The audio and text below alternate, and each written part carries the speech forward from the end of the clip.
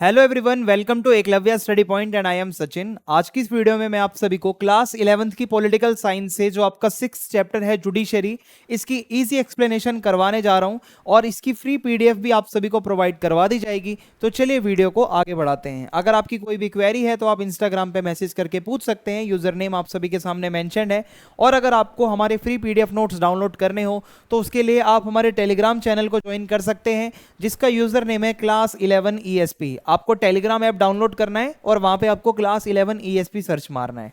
तो अब हम चलते हैं अपने आज के चैप्टर की तरफ। तो जैसा कि हम अभी तक ये पढ़ रहे थे कि जो गवर्नमेंट होती है उसके 3 पार्ट होते हैं, एग्जीक्यूटिव, लेजिस्लेचर और जुडिशरी। एग्जीक्यूटिव और लेजिस्लेचर के बारे में मैं पढ़ा चुका हूं। आज हम पढ़ेंगे जुडिशरी के बारे में। जुडिशरी का काम होता है कि अगर कोई भी लॉ बना है, कोई अगर उसको वायलेट कर रहा है तो उसको सजा देना, और सही क्या बात होती है, लॉ क्या कहता है, उसकी इंटरप्रिटेशन करना। सो ये हमारा जुडिशरी का वर्क होता है। हमारे इंडिया में जुडिशरी की बात करें तो सबसे टॉप पर सुप्रीम कोर्ट होती है, आपको पता होगा एक ही है इंडिया की। उसके बाद हाई कोर्ट आती है जो हर स्टेट की हाई कोर्ट होती है। इसके अलावा डिस्ट्रिक्ट कोर्ट होती हैं जो सबसे छोटे लेवल की कोर्ट्स होती हैं। सो इस तरीके से हम आगे इस चैप्टर में बढ़ेंगे। एक इंट्रोडक्शन आपको देना था, अब आगे बढ़ते हैं। What is judiciary? So judiciary क्या है? वो ब्रांच होती है गवर्नमेंट की जो रिस्पॉन्सिबल होती है for the interpreting and applying the law, यानी कि लॉ की इंटरप्रिटेशन करना, लॉ को लागू करवाना। जो कानून है अगर कोई इसको वायलेट करता है तो उसके अगेंस्ट एक्शन लेना, ठीक है। और इस जुडिशरी की जो ब्रांच में कोर्ट आती हैं हमारी, ठीक है, सुप्रीम कोर्ट हो गई, हाई कोर्ट हो गई, डिस्ट्रिक्ट कोर्ट हो गई, ठीक है। और ये क्या करती है, जितने भी डिस्प्यूट्स होते हैं, जितने भी पंगे होते हैं, उनको रिजॉल्व करती है, उनको भाई मतलब सॉल्यूशन करती है उनका। और लीगल डिसीजन जितने भी होते हैं वो हमारी कोर्ट लेती हैं, और जो कानून है वो सही से फॉलो हो रहे हैं या नहीं हो रहे, इसके ऊपर ध्यान रखती है। अब बात आती है, why do we need an independent judiciary? Judiciary का इंडिपेंडेंट होना क्यों जरूरी है? सबसे ज्यादा देखो, अगर जुडिशरी ही मिली भगत में शामिल होगी, जुडिशरी ही अगर इंडिपेंडेंट नहीं होगी, दबाव में काम करेगी, तो जुडिशरी का मतलब क्या हुआ भाई? फिर कोई मतलब नहीं हुआ। सो जुडिशरी सबसे ज्यादा इंपॉर्टेंट है। अगर किसी देश में रूल ऑफ लॉ आपको चाहिए, रूल ऑफ लॉ क्या होता है भाई? चाहे कोई अमीर हो चाहे कोई गरीब हो, कानून सबके लिए बराबर होना चाहिए। This is called rule of law. Law के नजर में सब बराबर हैं। अगर आपको ऐसा करना है, सब बराबर हो, अमीर गरीब, अगर आपको फेयर डिसीजन चाहिए, तो भाई जुडिशरी का इंडिपेंडेंट होना बहुत जरूरी है इस केस में। दूसरा है चेक एंड बैलेंस। देखो भाई, जो भी गवर्नमेंट काम करती है वो कैसे कर रही है, सही कर रही है या नहीं कर रही है, अपनी पावर का एब्यूज तो नहीं कर रहा भाई कोई नेता, गलत यूज तो नहीं कर रहा पावर का, इस पे भी ध्यान रखती है अगर जुडिशरी इंडिपेंडेंट होगी तो। ओके, रूल्स एंड रेगुलेशन सही से फॉलो हो रहे हैं या नहीं हो रहे, इसके ऊपर पूरा ध्यान रखती है। और अगर हम आगे बढ़ें तो आइए देखते हैं इम्पार्शियलिटी। इसका मतलब होता है जो जजेस होते हैं, जो भी सुप्रीम कोर्ट का जज होगा, ठीक है, सुप्रीम कोर्ट का या हाई कोर्ट का, उससे ये उम्मीद की जाती है वो पार्शियल ना हो, कि भेदभाव, पक्षपात ना करे। सो जजेस can make decisions based on law and facts. जजेस को जो डिसीजन लेना होता है वो कानून के अकॉर्डिंग लेना होता है, और जो लॉ कहता है उसके अकॉर्डिंग, फैक्ट्स के अकॉर्डिंग लेना होता है। कोई पॉलिटिकल कोई प्रेशर उसके ऊपर नहीं होना चाहिए, जब भी वो एक अच्छा डिसीजन दे पाएगा। फिर आता है प्रोटेक्शन ऑफ राइट्स। इसका मतलब होता है सुप्रीम कोर्ट और हाई कोर्ट, जो हमारी जुडिशियल ब्रांच होती हैं, उनका काम होता है हर इंडिविजुअल के जो राइट्स होते हैं और जो सबकी फ्रीडम होती है उसकी प्रोटेक्शन करना, और उनके साथ कोई कुछ भी गलत ना करे। सो इसलिए भी इंडिपेंडेंट होना बहुत ज़रूरी है। इसके अलावा भाई जो हमारा लीगल सिस्टम होता है उस पर अगर लोगों का ट्रस्ट बनाए रखना है तो जुडिशरी को इंडिपेंडेंट रहना बहुत ज़रूरी है। इंडिपेंडेंट अगर जुडिशरी होगी तभी लोगों का ट्रस्ट बनेगा, लोगों का कॉन्फिडेंस होगा कानून में, अदरवाइज लोगों का भरोसा उठ जाएगा जुडिशरी से अगर वो इंडिपेंडेंट नहीं होगी, ठीक है। अब अगर हम आगे बढ़े, जज की बात करते हैं। अगर आपको जज बनना है तो जज बनने के लिए क्या चाहिए होता है, ठीक है। अगर आपको अपॉइंट होना है एज अ जज, so a person must have experience as a lawyer. आपको फर्स्ट ऑफ ऑल एक लॉयर का एक्सपीरियंस होना चाहिए, आपने लॉ प्रैक्टिस करा हुआ हो और आप अच्छे खासी लॉ की पढ़ाई करके आ रहे हो। ऐसा नहीं है आपने लॉ, कभी लॉयर आप बने नहीं, लॉ आपने पढ़ा नहीं, तो आप जज तो भाई इस केस में तो नहीं बन सकते। So political opinions of the person और हिज और her political loyalty should not be the criteria for appointment to judiciary. किसी को भी जज बनाने के लिए ये नहीं देखना चाहिए कि उस बंदे के पॉलिटिकल व्यूज क्या हैं। मान लो आज सेंट्रल में बीजेपी की गवर्नमेंट है, तो ये देख के जज नहीं बनते कि वो बीजेपी का सपोर्टर है तो उसको जज बना दिया, या वो कांग्रेस का सपोर्टर है तो उसको जज बना दिया। ऐसा नहीं होता, ये कभी भी एक क्राइटेरिया नहीं होता। उसके जो भी पॉलिटिकल ओपिनियन होते हैं वो जुडिशरी की उसमें दायरे में आने से बाहर होते हैं। अगर वो जुडिशरी में आ गया है, एक बारी वो जज बन चुका है, तो उसके पॉलिटिकल ओपिनियंस नहीं होंगे। द जजेस हैव अ फिक्स्ड टेन्योर। हर जज का एक फिक्स टेन्योर होता है जिसके अंदर वो काम करता है। मतलब भाई एक लिमिट होती है कि भाई यहाँ से यहाँ तक वो काम करेगा, और जब तक उनकी रिटायरमेंट की एज नहीं आ जाती जब तक वो जज बने रहेगा। उससे पहले उसको हटाना बहुत मुश्किल होता है। कुछ एक्सेप्शनल केसेस में जज को हटाया जा सकता है, बट ऐसा बहुत रेयर होता है कि किसी जज को हटाया जाए, बहुत रेयर होता है, वरना रिटायरमेंट तक तो जज रहता है। The judiciary is not financially dependent on either the executive और लेजिस्लेचर। लेजिस्लेचर जिसको आप पार्लियामेंट भी कहते हो, ठीक है, और एग्जीक्यूटिव जो आपकी गवर्नमेंट होती है। जुडिशरी इन दोनों पे डिपेंड नहीं है अपने खर्चे के लिए। जुडिशरी को खर्चा मिलता है, कॉन्स्टिट्यूशन में लिखा हुआ है the constitution provide that the salaries and allowances, जो सैलरीज होती हैं, जो अलाउंसेस होते हैं जजेस के, of the judges are not subjected to the approval of the legislature। इसके लिए पार्लियामेंट में कुछ नहीं होता। इसके लिए ऑलरेडी हमारे कॉन्स्टिट्यूशन में लिखा है किस जज को कितना पैसा मिलना है। पार्लियामेंट डिसाइड नहीं करेगा, यहाँ गवर्नमेंट डिसाइड नहीं करेगी कि जज को कितना पैसा देना है। ये इनका जितना भी सैलरी और अलाउंस का जो मसला होता है वो फिक्स होता है। अब अगर हम बात करें सुप्रीम कोर्ट का जो जज होता है, एक टेबल से आपको समझाऊंगा मैं, ध्यान से समझना। सुप्रीम कोर्ट के जज को कौन अपॉइंट करता है? President of India. सिंपल सी बात है। हाई कोर्ट के जो जज होते हैं उसको कौन अपॉइंट करता है? President of India. अब बात करें अपॉइंटमेंट का प्रोसेस कैसे चलता है, इसको समझो। अपॉइंटमेंट का प्रोसेस, सुप्रीम कोर्ट के जज की बात करें तो इसमें एक कलेजियम सिस्टम होता है। कलेजियम सिस्टम क्या होता है समझो। The appointment is primarily based on the recommendation of the collegium. Collegium का मतलब क्या होता है? जिसमें चीफ जस्टिस ऑफ इंडिया शामिल होता है और 4 सीनियर मोस्ट जजेस होते हैं सुप्रीम कोर्ट के। ये लोग मिलकर टोटल 5 लोग होते हैं, ठीक है। एक तो हो गया सीजीआई, ठीक है, सीजीआई, और एक आपका हो गया मतलब ये 4 लोग हो जाएंगे आपके सीनियर मोस्ट जजेस। ये लोग मिलकर एक कलेजियम बनाते हैं और ये डिसाइड करेगा कि सुप्रीम कोर्ट के जज को कैसे चुनना है, ठीक है। फिर क्या होगा? प्रेसिडेंट जो है वो कंसल्ट करेगा, ठीक है, कलेजियम से बातचीत करके, और फिर जजेस को अपॉइंट कर दिया जाएगा। ये कलेजियम सिस्टम चलता है सुप्रीम कोर्ट के जजेस के लिए। वहीं हाई कोर्ट के जजेस का अपॉइंटमेंट अगर आप देखोगे तो यहाँ भी कलेजियम सिस्टम होता है, लेकिन इसमें क्या होता है? द हाई कोर्ट जजेस are appointed based on the recommendation of a collegium. इसमें भी कलेजियम होता है, इसमें भी कलेजियम होता है, सेम है। और यहाँ पे क्या होगा?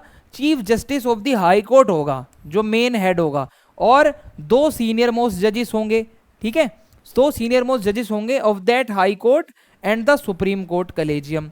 तो ये मिक्स कलेजियम होता है। कुछ जज यहाँ पे सुप्रीम कोर्ट के होंगे, कुछ हाई कोर्ट के होंगे, और वो मिलकर हाई कोर्ट के जजेस को अपॉइंट करवाएंगे, ठीक है। तो प्रेसिडेंट जो होगा वो इस कलेजियम से डिस्कस करेगा लोगों से, और उसके बाद अपना जजेस का अपॉइंटमेंट हो जाएगा। मैंने आपको दोनों का प्रोसेस समझा दिया। सुप्रीम कोर्ट में कैसे अपॉइंटमेंट होता है, हाई कोर्ट में कैसे अपॉइंटमेंट होता है। अब हम आगे बढ़ते हैं अपने टॉपिक की तरफ। अब अगर आप देखोगे फाइनल अथॉरिटी की बात करें तो देखो चीफ जस्टिस ऑफ इंडिया, आप अगर देखोगे कि भाई chief justice of India plays a central role in the recommendation process. जो ये पूरा रिकमेंडेशन का प्रोसेस होता है तो इसमें चीफ जस्टिस ऑफ इंडिया जो होगा ना उसका रोल सबसे ज़्यादा होता है। इसके अलावा मैं आपको बताऊं, यहाँ पे लिखा है प्रेसिडेंट ऑफ इंडिया। यहाँ मतलब प्रेसिडेंट ऑफ इंडिया तो दोनों जगह चलेगा, चाहे वहां का जज हो चाहे इधर का जज हो, प्रेसिडेंट का रोल सबसे ज्यादा होगा, ठीक है। तो इसमें भी क्या होगा? Chief justice of the high court होगा, और यहाँ पे क्या है? चीफ जस्टिस ऑफ इंडिया होगा अगर सुप्रीम कोर्ट की बात है, अपॉइंटमेंट का प्रोसेस चल रहा है, ठीक है। भाई यही बात है कि भाई इसके अंदर भी कुछ लोग शामिल होते हैं जो मैंने आपको पीछे बता ही दिया है, और इसमें भी कुछ लोग शामिल होते हैं जो कि मिलकर फाइनल डिसीजन लेते हैं कि किसको रखना है किसको नहीं रखना। अब मैं बात करता हूं टेन्योर के बारे में। जजेस की बात हो रही है तो थोड़ा देखते हैं कि हाई कोर्ट वाला कितने टाइम तक रहता है, सुप्रीम कोर्ट वाला कितने टाइम तक रहता है। तो सुप्रीम कोर्ट के जो जज होते हैं वो 65 साल की एज तक रहते हैं और वो रिजाइन कर सकते हैं जब वो चाहें, प्रेसिडेंट को उनको अपना रिजाइन देना होता है। और अगर हाई कोर्ट की बात करें तो 62 ईयर तक वो अपने मतलब भाई काम कर सकते हैं, उसके बाद रिटायर हो जाते हैं। ये भी अगर रिजाइन करना चाहें तो प्रेसिडेंट को लिखकर दे सकते हैं। और अगर बात करें कि सुप्रीम कोर्ट के जज को कैसे हटाया जा सकता है, so they can be removed by the president on the ground of proven misbehaviour और incapacity through a process called impeachment. अगर प्रेसिडेंट को लगता है ये मिसबिहेवियर कर रहा है, ये भाई सही से काम नहीं कर रहा है, तो इसको इम्पीचमेंट करके हटाया जा सकता है। सिमिलरली हाई कोर्ट का अगर कोई जज है उसको भी हटाया जा सकता है बाय द प्रेसिडेंट अगर वो मिसबिहेवियर करता है या कुछ भी ऐसा करता है। ठीक है, तो ये दोनों में सेम प्रोसेस है।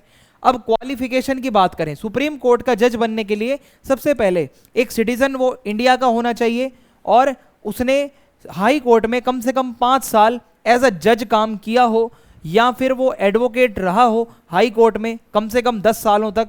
और ठीक है, और भाई प्रेसिडेंट भी उसमें कुछ ना कुछ बताए कि हाँ भाई प्रेसिडेंट को भी कोई दिक्कत नहीं है। इसके अलावा हाई कोर्ट में अगर आपको जज बनना है तो आप सिटीजन होने चाहिए इंडिया के और आप एडवोकेट रहे हो हाई कोर्ट में कम से कम 10 सालों तक। ठीक है, एडवोकेट रहे हो, अगर आप 10 साल तक एडवोकेट रहे हैं तो आप जज बन सकते हो। और इसके अलावा must have held a judicial office in India for at least 10 years. कोई भी जुडिशियल ऑफिस में उसने काम किया हो 10 साल तक अगर, तो वो यहाँ पे एलिजिबल हो जाता है। दोनों का डिफरेंस आपको मैंने समझा दिया कि भाई क्या होता है सुप्रीम कोर्ट में अगर लगना है, क्या चाहिए क्या नहीं चाहिए, सब कुछ हम डिस्कस कर चुके हैं। अब आगे बढ़ते हैं। हमारे इंडिया में जो जुडिशरी का स्ट्रक्चर है वो एक पिरामिड की तरह है। आप अगर देखोगे सबसे टॉप मोस्ट जो अथॉरिटी है हमारी वो है सुप्रीम कोर्ट ऑफ इंडिया। ठीक है, सुप्रीम कोर्ट सबसे टॉप पर होती है, फिर उसके बाद हमारी हाई कोर्ट आती है और उसके बाद हमारी डिस्ट्रिक्ट कोर्ट आती है और उसके बाद हमारी सबऑर्डिनेट कोर्ट्स आती हैं। वन बाय वन मैं आपको इन सभी के बारे में बताऊंगा, इसमें क्या होता है, इसमें क्या होता है, इसमें क्या होता है। ठीक है, ये आप स्ट्रक्चर अपने दिमाग में बसा लेना। ठीक है, कि कैसे हमारा पिरामिड लाइक स्ट्रक्चर होता है। सो आप मेरे बैकग्राउंड में जो देख पा रहे हो ये सुप्रीम कोर्ट ऑफ इंडिया है, आपके बैकग्राउंड में आपको नजर आ रहा होगा। हमारे इंडिया में फाइनल डिसीजन इसी का माना जाता है भाई, सुप्रीम कोर्ट से ऊपर कोई भी नहीं है। जितने भी नेता है चाहे प्राइम मिनिस्टर तक क्यों ना हो, ये सुप्रीम कोर्ट उसको भी झुका सकता है। तो ये हमारे सबसे टॉप मोस्ट है भाई, इसका जो है वो सभी को मानना ही पड़ेगा। अब हम बात करेंगे जूरिसडिक्शन of the supreme court. Supreme court का जूरिसडिक्शन क्या है, इसका काम क्या क्या होता है, सुप्रीम कोर्ट का बेसिक काम क्या होगा, क्या करती है, आइए देखते हैं। तो सुप्रीम कोर्ट का ओरिजिनल जूरिसडिक्शन यानी कि सबसे पहला काम जो है वो ये होता है कि कुछ केसेस जो हैं वो डायरेक्टली सुप्रीम कोर्ट में आते हैं और वो कोई लोअर कोर्ट में नहीं जाते। कुछ बड़े बड़े केसेस ऐसे होते हैं देश के जो सीधा सुप्रीम कोर्ट में आते हैं और ये वहाँ पे इसकी हियरिंग करता है। सो इसमें हो सकता है 2 स्टेट्स के बीच का कोई डिस्प्यूट है, मान लो यूपी और एमपी का डिस्प्यूट हो गया, तो भाई ये केस कहाँ जाएगा, ऑटोमेटिकली सुप्रीम कोर्ट में आ जाएगा। ठीक है, तो अगर बड़े केस होते हैं वो सुप्रीम कोर्ट में आते हैं। अगर मान लो किसी स्टेट और सेंट्रल गवर्नमेंट के बीच का कोई केस है तो वो भी सीधा सुप्रीम कोर्ट में आ जाएगा। सो ये इसका ओरिजिनल जूरिसडिक्शन होता है, मींस जो बड़े बड़े मसले होते हैं उसके ऊपर काम करना। फिर इसके बाद आता है अपीलेट जूरिसडिक्शन। अपीलेट जूरिसडिक्शन का मतलब होता है सुप्रीम कोर्ट हमारे इंडिया की सबसे टॉप कोर्ट होती है अपील करने के लिए। फॉर एग्जाम्पल, अगर आप सेटिस्फाई नहीं हो हाई कोर्ट के डिसीजन से या फिर डिस्ट्रिक्ट कोर्ट के डिसीजन से या फिर किसी सबऑर्डिनेट कोर्ट के डिसीजन से, तो आप जा सकते हो अपनी अपील लेकर सुप्रीम कोर्ट में। ठीक है, वहां आपकी सुनवाई हो सकती है। So if someone is unhappy with a decision made by a lower court, supreme court से नीचे की अगर किसी कोर्ट ने कोई डिसीजन दिया है और अगर आपको उसमें संतुष्टि या सेटिस्फेक्शन नहीं मिलता तो आप सुप्रीम कोर्ट में जा सकते हो। सुप्रीम कोर्ट उस डिसीजन को बदल भी सकता है अगर जरूरत पड़ी। फिर आता है एडवाइजरी जूरिसडिक्शन। सुप्रीम कोर्ट जो है प्रेसिडेंट ऑफ इंडिया को एडवाइस भी दे सकता है कुछ लीगल मैटर्स के ऊपर। ठीक है, this is not a binding decision, ये भाई बस एडवाइस होती है, एडवाइस कभी भी जबरदस्ती नहीं होती। एडवाइस दे दी, अब प्रेसिडेंट का मन है तो वो उसको माने, मन नहीं है तो ना माने, बिल्कुल भी ऐसा कोई फोर्स नहीं है। ठीक है, पर एडवाइस करने का भी राइट है, हर कोई तो नहीं जाएगा ना भाई प्रेसिडेंट के पास एडवाइस देने, तो सुप्रीम कोर्ट जा सकता है। फिर आता है रिट जुरिस्डिक्शन। मैंने आपको पिछले कुछ चैप्टर्स में ना रिट के बारे में पढ़ाया होगा, हबीस कार्पस, सर्टेररी, ठीक है, को वारंटो, ये हमने पहले पढ़ा था। So the supreme court can issue some writs. Writs क्या होते हैं? कुछ लीगल ऑर्डर्स होते हैं, ठीक है। तो हमने उसमें पढ़ा था कि भाई अगर किसी को डिटेंशन हुआ है, किसी को पकड़ा गया है, तो उसको 24 आवर्स के आगे मजिस्ट्रेट के आगे पेश करो, उसके साथ कोई ऐसी हाथापाई नहीं होनी चाहिए और उसका राइट है कि भाई उसको लाया जाए। इसके अलावा कोई अगर गवर्नमेंट ऑफिसर सही से काम नहीं कर रहा, उसको हटाया जा सकता है। बहुत सारे हमने ऑर्डर्स पढ़े थे, ठीक है, habeas corpus, mandamus, prohibition, quo warranto, certiorari, ये हमने पीछे पढ़े थे, जो हमने पीछे चैप्टर करे थे। इन शॉर्ट अगर मैं आपको बताऊं, सुप्रीम कोर्ट के पास मेन पावर ये होती है कि जितने भी देश के इंपॉर्टेंट केसेस होते हैं, अब इंपॉर्टेंट का मतलब होता है जो बड़े बड़े केसेस, बड़े लेवल के, state versus state, state versus centre, ये सारे केस इसमें आते हैं। और इसके अलावा अगर किसी लोअर कोर्ट में कोई केस चल रहा है और बंदा वहां से सेटिस्फाई नहीं है, तो वो सीधा अपील लेकर अपनी सुप्रीम कोर्ट में आ सकता है, ये वाला काम था। और सुप्रीम कोर्ट प्रेसिडेंट को एडवाइस भी दे सकता है, ये मैंने आपको बता दिया। सो आई होप सुप्रीम कोर्ट के बारे में आप समझ गए होंगे। अब हम यहाँ पे देख लेते हैं कि सुप्रीम कोर्ट सबसे टॉप लेवल पर होती है और इसका जुरिस्डिक्शन नेशन वाइड होता है, भाई पूरे देश में लागू होता है जो सुप्रीम कोर्ट ने डिसीजन दे दिया, और ये हाईएस्ट जुडिशियल अथॉरिटी है इंडिया की, ठीक है। और आप अगर देखोगे, मैंने इसमें आपको इसका ओरिजिनल जुरिस्डिक्शन बता दिया, जिसमें ये स्टेट और स्टेट यानी कि स्टेट वर्सेस स्टेट के मसले हो या सेंटर वर्सेस स्टेट के मसले हो, उसके ऊपर काम करता है। अपीलेट जुरिस्डिक्शन में मैंने आपको बता दिया कि भाई अगर कोई लोअर कोर्ट में बंदा सेटिस्फाई नहीं है, वो अपनी अपील लेके आ सकता है। एडवाइजरी जुरिस्डिक्शन में मैंने आपको बता दिया कि भाई प्रेसिडेंट को ये एडवाइस दे सकते हैं। अब आती है दूसरे नंबर पर हाई कोर्ट। इसके बाद हाई कोर्ट जो होती है वो स्टेट के मैटर्स को सॉल्व करती है, खासकर मेनली स्टेट के लिए होती है, हर स्टेट की हाई कोर्ट होती है। सो हाईएस्ट कोर्ट होती है किसी भी स्टेट की। जैसे हरियाणा है, तो हरियाणा की सबसे ऊपर की जो कोर्ट होगी वो कौन सी होगी कि भाई हाई कोर्ट ऑफ हरियाणा, ठीक है। सो इसका मेन जुरिस्डिक्शन यही होता है कि भाई अपीलाइट जुरिस्डिक्शन होगा, जिसमें मान लो हरियाणा की कोई लोअर कोर्ट ने कोई डिसीजन दिया, बंदे को पसंद नहीं आया, तो वो लोअर कोर्ट से हाई कोर्ट में आ जाएगा अपनी बात लेकर। फिर इसके बाद इसका जो ओरिजिनल जुरिस्डिक्शन होता है हाई कोर्ट का, वो ये होता है कि जो भाई उस स्टेट के अंदर के मामले हैं बेसिकली उसके ऊपर काम करना। इतना आप याद रख लो बस, हाई कोर्ट का मेन काम ओरिजिनल ये है, स्टेट के विद इन जो मसले होते हैं उसके ऊपर काम करना। फिर आता है थर्ड नंबर पर डिस्ट्रिक्ट कोर्ट्स आती हैं, ये डिस्ट्रिक्ट लेवल पे होती हैं। इसका ओरिजिनल जुरिस्डिक्शन यही है कि भाई सिविल और क्रिमिनल मैटर्स के ऊपर काम करना, ठीक है। और मेनली यही है भाई, इससे नीचे क्या है, सबऑर्डिनेट कोर्ट्स होती हैं। अगर कोई बंदा सबऑर्डिनेट कोर्ट से खुश नहीं है तो वो डिस्ट्रिक्ट कोर्ट में आ जाएगा, ठीक है। अब हम बात करते हैं सबऑर्डिनेट कोर्ट्स, जो सबसे लोअर लेवल होता है हमारे इंडिया में कोर्ट्स का। सो सबऑर्डिनेट लेवल में क्या होता है, ये सब डिस्ट्रिक्ट लेवल पे भी हो सकती है। सो सिविल कोर्ट्स होती है और क्रिमिनल कोर्ट्स होती हैं, दो टाइप की कोर्ट आती हैं सबऑर्डिनेट में। सिविल कोर्ट में प्रॉपर्टी से रिलेटेड मसले हो गए, कोई कॉन्ट्रैक्ट हो गया, ये सब होता है। और क्रिमिनल कोर्ट्स में जो क्रिमिनल कोई ऑफेंस हो, कोई मर्डर हो गया हो, वो सारी बातें इसमें आती हैं। सो ये सबसे लोअर कोर्ट है। अब मान लो किसी के ऊपर आरोप लगा प्रॉपर्टी हड़पने का और वो बंदे को इसका डिसीजन पसंद नहीं आया, वो कहाँ जाएगा, हाई कोर्ट में, सॉरी डिस्ट्रिक्ट कोर्ट में। डिस्ट्रिक्ट कोर्ट में उसे पसंद नहीं आया, वो जाएगा हाई कोर्ट में, वहाँ पसंद नहीं आया फिर जाएगा सुप्रीम कोर्ट में। समझ आ गया? अब आपको पूरा स्ट्रक्चर समझ आ गया होगा। इस तरीके से हमारा प्रोसेस चलता है इंडिया में। अब हमारा अगला टॉपिक है व्हाट इज जुडिशियल एक्टिविज्म। जब हमारी जुडिशरी एक्टिव हो जाती है और अपने नॉर्मल कामों को छोड़कर सरकार के काम भी करने लगती है, तो वो जुडिशियल एक्टिविज्म कहलाता है। कैसे?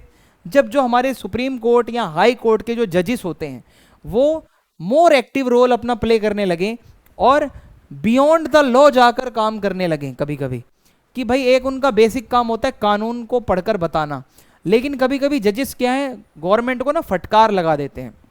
जैसे मान लो दिल्ली में एयर पोल्यूशन हो रहा है बहुत ज़्यादा, अगर सर्दियों के टाइम पे, तो गवर्नमेंट अगर कोई काम नहीं कर रही, तो ऐसे में सुप्रीम कोर्ट फटकार लगा देती है कि दिल्ली गवर्नमेंट सही से काम करो, ठीक है। तो ये क्या है, जुडिशियल एक्टिविज्म है।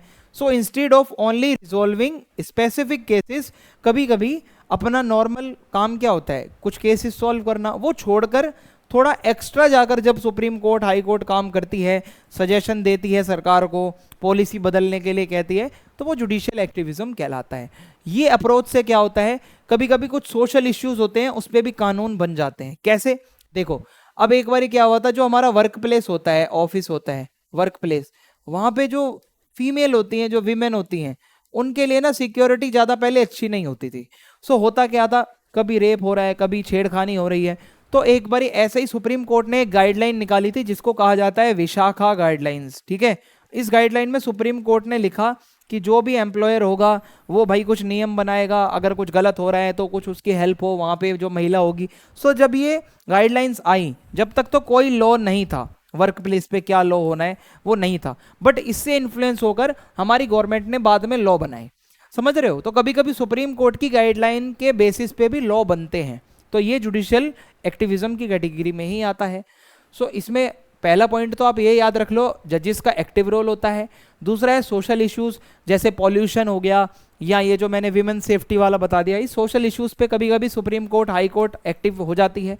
और अपने ह्यूमन राइट्स को बचाने के लिए भी कभी कभी जजेस जो होते हैं वो एक्टिव होके अपना रोल प्ले करते हैं। ठीक है, और इस तरीके से ये एक्टिविज्म आपका हो जाएगा।